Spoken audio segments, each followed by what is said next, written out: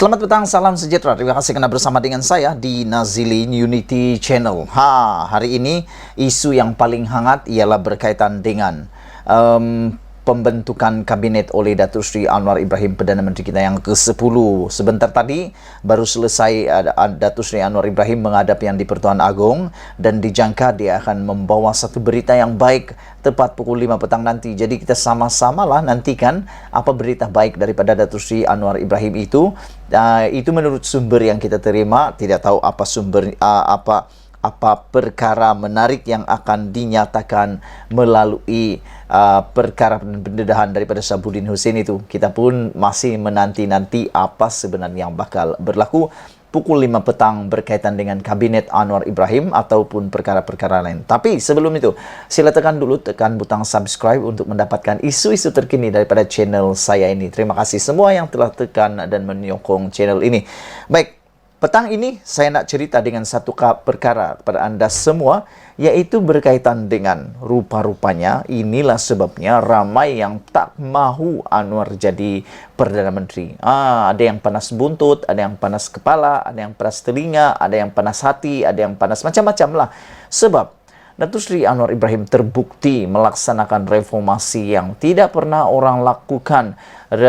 Datuk Seri Anwar Ibrahim melakukan reformasi yang tidak pernah orang fikirkan dan mungkin dibenci oleh orang.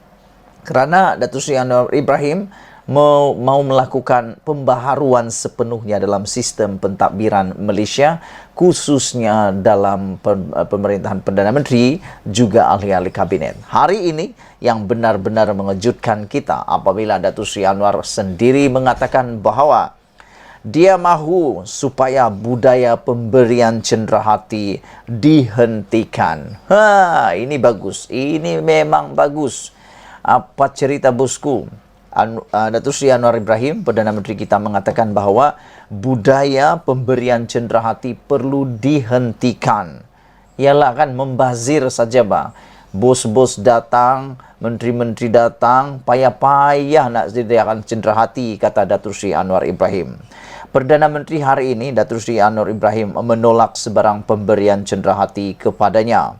Menurut beliau, budaya itu tidak bersesuaian dengan keadaan semasa negara. Ya, ini budaya yang sepatutnya dihentikan sudah lama dahulu. Setiap kali ada datang cenderahati dan sebagainya, membuang duit, membazir saja, dan kadang-kadang boleh dilihat nanti jadi pula satu perkara yang boleh dilihat sebagai rasuah. Bolehlah juga menjadi benda yang boleh dikatakan mahu mengipas-ngipas, mahu memancing-mancing kan. Jadi dengan keputusan daripada Datuk Seri Anwar Ibrahim ini supaya budaya pemberian cenderahati dihentikan ini, kita memang sangat setuju dan kita memang sangat gembira atas reformasi transformasi yang dilakukan oleh Datuk Seri Anwar Ibrahim dalam institusi Perdana Menteri. Anwar Ibrahim mengatakan, saya ingin mengingatkan semua pihak agar tidak memberi sebarang cenderahati kepada saya dan budaya ini mesti dihentikan, kata beliau lagi. Saya hargai niat baik saudara-saudari semua, tetapi ini tidak bersesuaian dengan etika pengurusan dan pimpinan serta ia membebankan rakyat, kata Anwar Ibrahim menerusi perkongsian di Facebooknya pada Khamis yang lepas. Saya ingin mengingatkan semua pihak agar tidak memberi sebarang cenderahati kepada saya. Ini budaya yang mesti dihentikan, kata Anwar Ibrahim. Anwar Ibrahim yang juga ahli Parlimen Tambun sebelum ini turut menolak untuk menggunakan kenderaan rasmi Perdana Menteri kerana tidak mahukan sebarang perbelanjaan baharu dibuat ke atas dirinya. Katanya, perolehan bagi kereta Mercedes S600 itu menerusi jabatan Perdana Menteri JPM sempat dibatalkan setelah semakan dibuat oleh pihaknya. Wow, tahniahlah Datuk Seri Anwar Ibrahim kerana harga Mercedes S600 ini dikatakan menghampiri RM1 juta. Jadi dengan pembatalan sebelum dia sampai ini dapat menjimatkan duit yang bernilai hampir RM1 juta tu. Duit hampir RM1 juta tu boleh digunakan untuk pembangunan lebih daripada satu kampung, hampir satu daerah. Boleh dimajukan jalan rayanya, boleh dibersihkan jalannya, macam-macam lah. Jadi tahniahlah Datuk Seri Anwar Ibrahim sebab dapat melihat kehendak rakyat dan keinginan rakyat. Jelas Anwar Ibrahim lagi, ini kerana beliau ingin mewujudkan budaya tidak membazirkan dana kerajaan sebagaimana amalan pentadbiran terdahulu. Tambahnya yang juga pengerusi Pakatan Harapan itu, beliau lebih selesa dengan hanya menggunakan kereta jenis Toyota Camry serta kenderaan sedia ada untuk segala urusan. Wow! Jadi ini memang kita sangat hargai Datuk Seri Anwar Ibrahim. Kita memang sangat hormati keputusan Datuk Seri Anwar Ibrahim yang memang luar biasa ini saudara-saudara. Keputusan seperti inilah sebenarnya yang kita boleh kata satu kelebihan untuk rakyat, kerana pembaziran itu sebenarnya dosa. Dan di samping itu kita juga ingin ucapkan tahniah kepada Datuk Seri Anwar Ibrahim kerana baru sebentar tadi Sultan Nazrin berkenan menerima menghadap Perdana Menteri. Sultan Perak, Sultan Nazrin Shah hari ini berkenan menerima menghadap Perdana Menteri Anwar Ibrahim di Istana Kinta. Sesi menghadap bermula kira-kira jam 10.50 pagi dan pertemuan itu berlangsung kira-kira sejam. Selepas kenderaan Proton Perdana yang membawa Anwar dilihat keluar dari perkarangan Istana Kinta pada 12 tengah hari.